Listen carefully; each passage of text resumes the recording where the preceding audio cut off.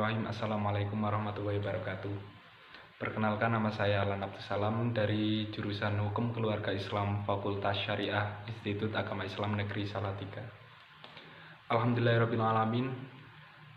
Alhamdulillahirrahmanirrahim. Wa bihi nasta'inu ala umuri dunya wa din. La haula wala quwwata illa billahil aliyil azim. Amma ba'du. Saya di sini akan sedikit memaparkan materi tentang psikologi keluarga yang berjudul perceraian sebagai solusi terakhir.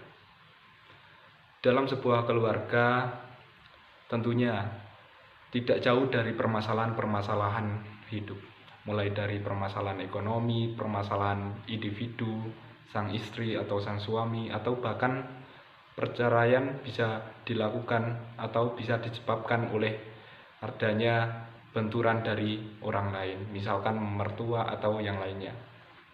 Untuk yang akan saya bahas kali ini yaitu apa itu perceraian sebagai solusi terakhir, dan yang kedua adalah hukum perceraian dalam Islam. Untuk yang pertama, hukum perceraian dalam Islam. Hukum perceraian dalam Islam meliputi 5 hukum atau 5 perkara, yaitu wajib, sunnah, makruh, mubah, dan haram. Perceraian bisa dikatakan wajib apabila sang istri keluar dari agama Islam atau murtad, maka sang suami wajib untuk menceraikannya. Karena dalam hukum Islam, apabila pernikahan kok beda agama itu diharamkan atau tidak diperbolehkan. Untuk yang kedua, yaitu perceraian dihukumi sunnah.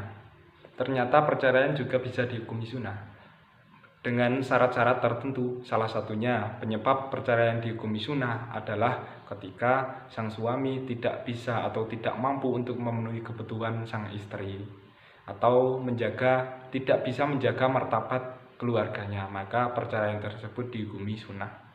Untuk yang ketiga, perceraian dihukumi makruh. Perceraian dihukumi makruh apabila sang suami atau sang istri itu mempunyai derajat yang berbeda.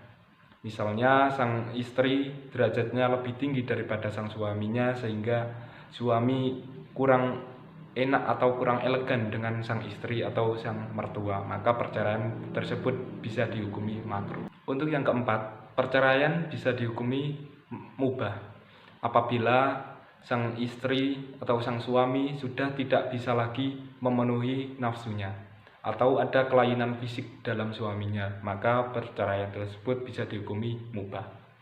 Untuk yang terakhir adalah perceraian dihukumi haram. Perceraian bisa dihukumi haram apabila sang suami menceraikan istri yang sedang dalam keadaan haid ataupun nifas, maka perceraian tersebut dihukumi haram karena sang istri masih dalam keadaan kotor atau belum suci. Dan apabila akan dilaksanakan perceraian, maka sang suami harus menunggu istrinya itu kembali suci. Untuk yang poin kedua adalah jenis-jenis talak. Talak dibagi menjadi 5, yaitu yang pertama adalah talak raj'i. Talak raj'i terjadi ketika sang suami menceraikan atau mentalak istrinya 1 kali atau 2 kali. Dan sang suami bisa rujuk kembali ke istrinya apabila istrinya masih dalam keadaan iddah. Apabila sang istri sudah selesai iddah, maka tidak boleh sang suami untuk rujuk kembali kepada istrinya kecuali dengan melakukan akad baru. Untuk yang talak kedua adalah talak bain. Talak bain terjadi ketika sang suami sudah mentalak 3 kali istrinya. Maka apabila sang suami ingin kembali ke istrinya, harus menunggu istrinya itu melakukan akad dengan orang lain dahulu agar bisa menggugurkan persyaratannya, sehingga sang suami bisa rujuk kembali atau bisa kembali melakukan akad dengan istrinya yang dulu. Untuk yang ketiga adalah talak sunni. Talak sunni ini adalah ketika suami mengucapkan cerai talak kepada istrinya yang masih suci, belum melakukan hubungan istri atau belum melakukan hubungan suami istri, dan istri tersebut masih suci. Untuk yang kelima adalah talak taklid. Talak taklid adalah seorang suami akan menceraikan istrinya dengan syarat-syarat tertentu.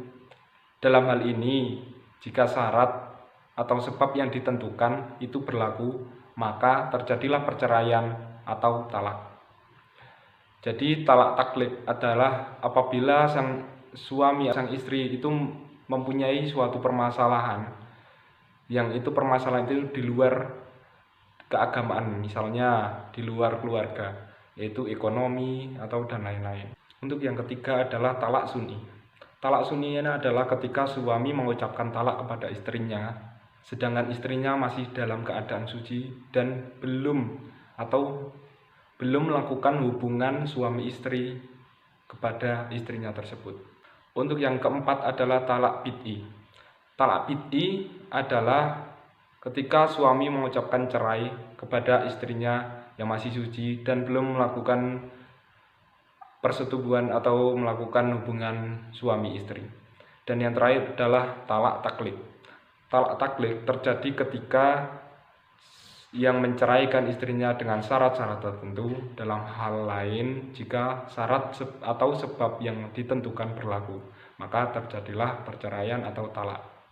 Harus ada sebab-sebab yang melatar belakangi talak tersebut.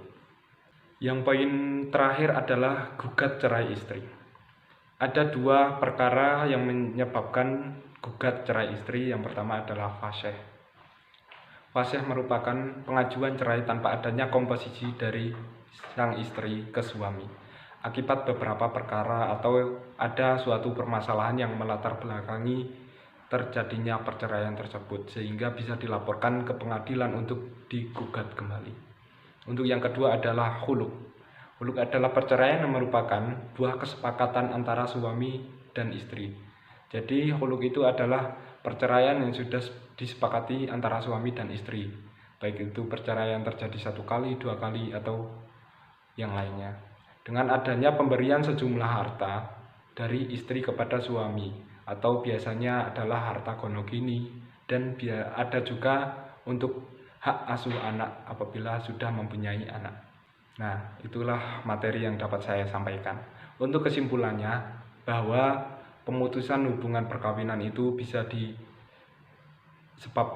adanya kematian atau talak, baik talak sun'i, talak bid'i, atau yang lainnya, sehingga perceraian tersebut bisa diputuskan. Putusnya perkawinan adalah disebabkan karena talak, khuluk, fasyih, taklid, bid'i, dan sun'i. Sekian yang dapat saya sampaikan. Apabila ada kata-kata yang kurang berkenan atau ada kelenta-kelentu kata yang kurang pas, saya mohon maaf. Sekian akhirul kalam, wabillahi taufiq wal hidayah. Wassalamualaikum warahmatullahi wabarakatuh.